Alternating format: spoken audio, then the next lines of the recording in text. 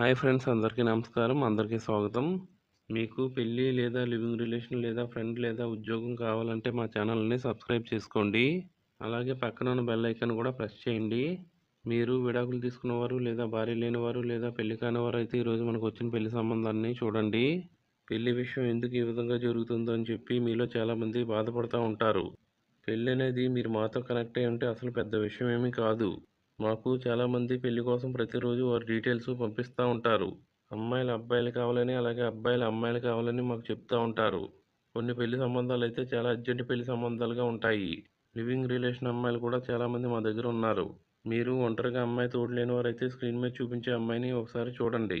చాలా అందంగా కనిపిస్తూ ఉంది. ఇటువంటి అమ్మాయి మీకు దొరకడం చాలా కష్టం.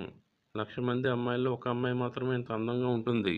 మీరు కేవలం అమ్మాయి అందాన్ని మాత్రమే చూడకండి, అమ్మాయి మనసుని కూడా చూసి పెళ్లి చేసుకోండి. భర్త చనిపోయిన అమ్మాయిలకు చాలా మంచి మనసు ఉంటుంది. స్క్రీన్ మీద చూపించే అమ్మాయి ఒక విధవ మహిళగా ఉంది. ఈ అమ్మాయి పేరు సునీత. ఈ పెళ్లి సంబంధం మనకు విశాఖ జిల్లా అనకాపల్లి నుంచి వచ్చింది. ఈ అమ్మాయి భర్త ఒక కారు యాక్సిడెంట్లో చనిపోయారు.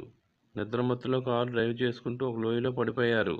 ఈమె భర్త అక్కే ఈమెను రెండో పెళ్లి చేసుకోమని ఇబ్బంది పెడతా ఉంది. అందువలన ఈమె రెండో పెళ్లి కోసం మనకు డీటెయిల్స్ని పంపించింది. భర్త లేకపోయినా ఈమె జీవించగలదు, ఎందుకంటే ఫైనాన్షియల్ పరంగా ఈమెకి ఎటువంటి ఇబ్బంది లేదు. ఈ అమ్మాయి మరొక విషయాన్ని కూడా మనల్ని అడిగింది. లివింగ్ రిలేషన్ అబ్బాయిలతో కొన్ని రోజులు జీవించి పెళ్లి చేసుకోవచ్చు అని అడిగింది.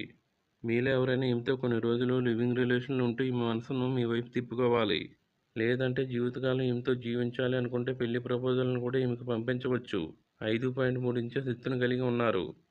78 కేజీల బరువును కలిగి చాలా మంచి ఫ్యామిలీ లుక్తో కనిపిస్తూ ఉన్నారు. బీఫార్మసీ వరకు ఈమె చదువుకున్నారు. భర్త చనిపోయి సుమారు 7 నెలలు మాత్రమే అయిందని చెప్పారు. ఒంటరిగా ఒక సొంత ఇంట్లో ఉంటుంది.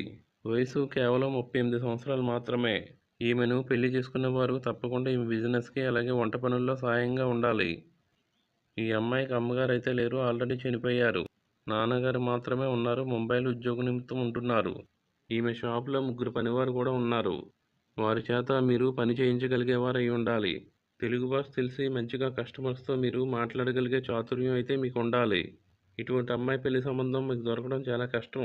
అమ్మాయి నచ్చితే వీడియోకి లైక్ చేయండి. పెళ్లి చేసుకుని ఒక వ్యాపారవేత్త కుటుంబానికి చెందిన వారుగా మీరు ఉండాలి అనుకుంటే కమెంట్స్లో పెళ్లి చేసుకుంటాను అని చెప్పండి. మనం మరలా మరొక మంచి వీడియోతో కలుసుకుందాం. అందరికీ కూడా బాయ్.